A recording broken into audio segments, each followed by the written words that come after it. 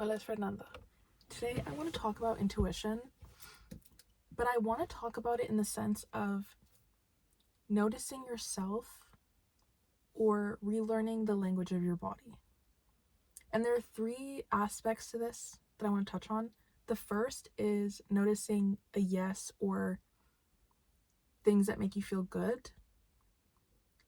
The second is learning to step away from things that are almost but not quite. And the third is related to being able to speak your boundaries, being able to speak when you don't agree with something, and learning the no in your body. So the first one is the yes, it's a knowing. And intuition in this sense doesn't necessarily have to be spiritual. It can just be, like I said, it's a knowing in your body. It's a nudge to do something, to eat a certain food, to go to a certain place, to walk a certain way, it's just a nudge telling you to do something. And when you can quiet down enough internally to notice, be sensitive enough to yourself to notice this is what a yes means. Even to the, I don't eat dairy, or I try not to, and because it doesn't feel good in my body. But even the fact of me noticing that it doesn't feel good in my body, that's what I mean. Or if you're craving something sweet and instead of going for Oreos, you're like, you know what? Maybe an apple, a crisp apple would give me energy and satisfy that craving right now. That kind of thing. Or it could be, and okay, the other part of this is that there's a difference between anxiety and intuition. And I think it comes down to, does it feel like the thing is urgent? Or does it feel like a calm, this just needs to happen. I just need to do this, regardless of how it happens. Because you can feel so scared to do something new and still know in your body that you have to do it.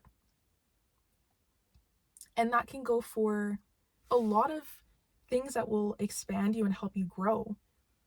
You need to be scared to some degree, because if it doesn't scare you, then it's not really big enough. It's not that you have to scare yourself all the time. I'm just saying that I've learned the more that I do things that scare me, I mean, it is stretching your rubber band, it's stretching your capacity for growth, but that's not what we're talking about. What we're talking about is that you can feel that nudge, you can feel that yes, that I want to do this thing.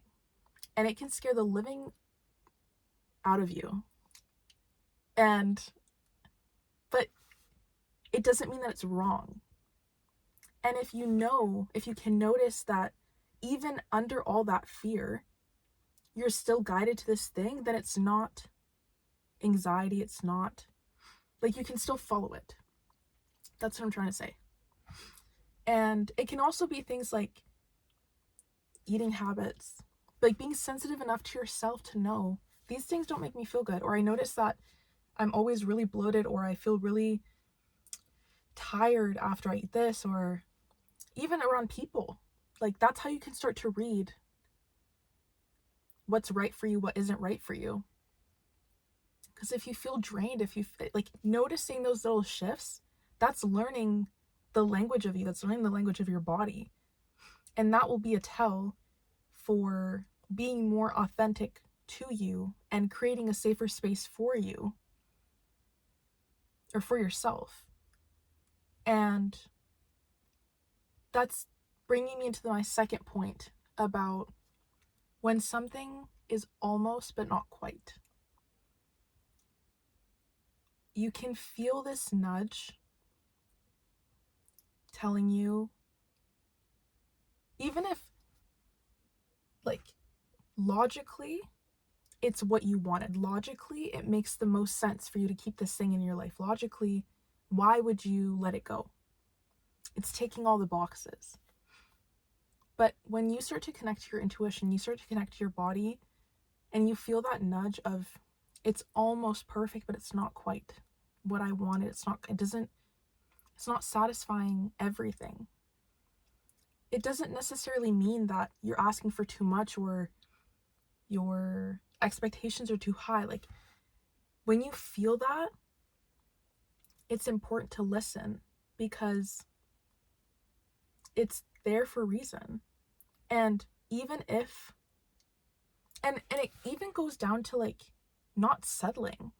Just because something makes logical sense, and especially if it makes logical sense to other people and they don't understand why you would let that thing go, why you would, if you know you've tried everything, if you know it's not fulfilling you, why would you limit yourself there? Why would you stop there? And a lot of the time, you won't understand that nudge. You won't understand that no, that part of you that's telling you, I need something else. And you won't understand until time passes, until you've healed, until you've fully just let it go. And then something else will come in and you'll know, okay, I understand now. That's why I had to do that thing. That's why I had to leave, let that go, whatever the thing was. But it's important to listen to that almost but not quite, because you deserve all the things that you've ever wished for. And if you always stop just because you don't understand something logically, then it's also like you're putting aside a part of yourself that's telling you something. And then it's harder to hear the yeses. It's harder to hear the other things. The third aspect of that was something that I've been learning recently about being more authentic to yourself. And that's understanding that you're not going to agree with everyone. Not everyone's going to like you. Not everyone's going to understand you. And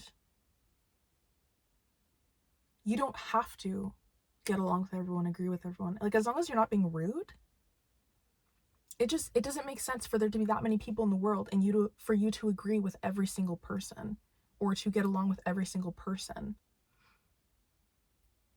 Because that means that you're not being authentic to yourself or they're not being authentic to themselves.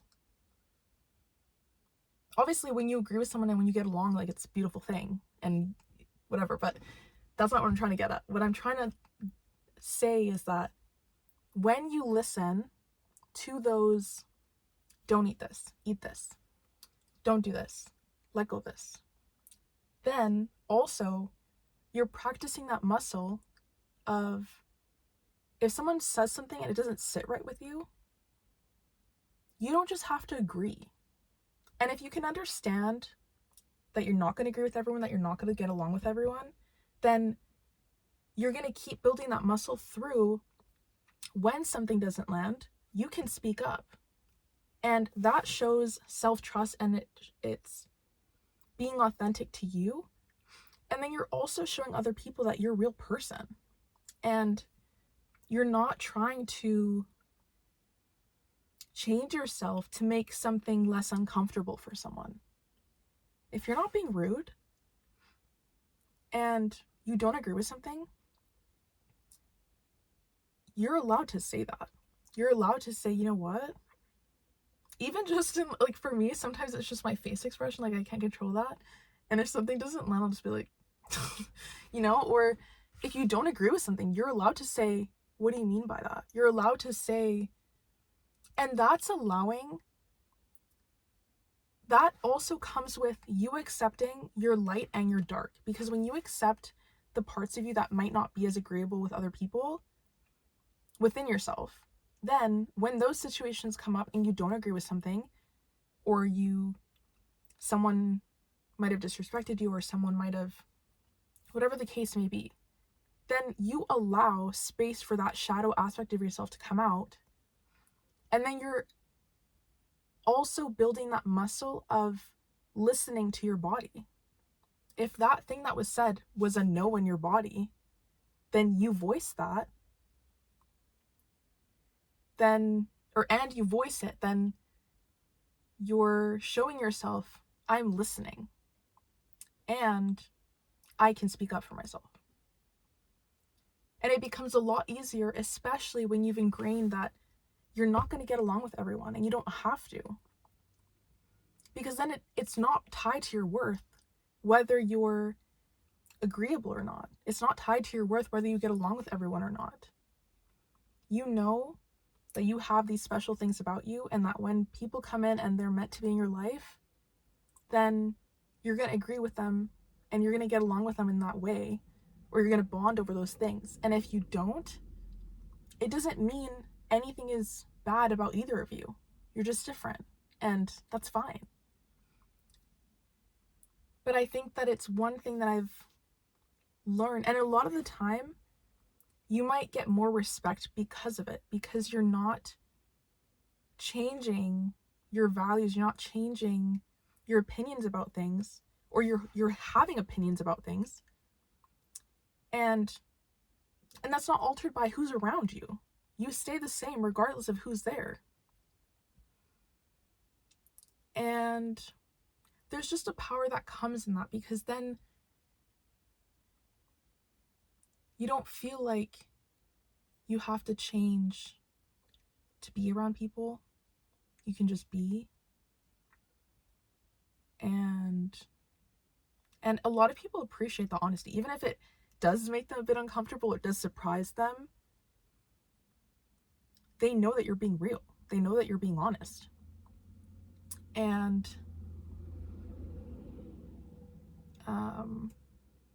yeah, I think that learning to trust your intuition isn't just about like hearing things or knowing things or seeing things. It can also just be learning the language of your body and learning how it speaks to you, learning how it tells you yes and no, and practicing listening to it. Because the other thing that can come up is around emotion. If you find yourself like wanting to escape whatever feeling's there, either through like binging or numbing or exercise or whatever way, that has to do with your body, right? When you start to learn, oh, this is a sensation that comes up when I feel anxiety, then when you feel that urge to go binge, or you feel that urge to go sprint somewhere, or like overexert yourself, you know that there's something underneath it, and so you can kind of pause before you go do the thing and discern like what is actually going to be helpful to you. And yeah, so if anything resonated, I'd love to hear your perspective.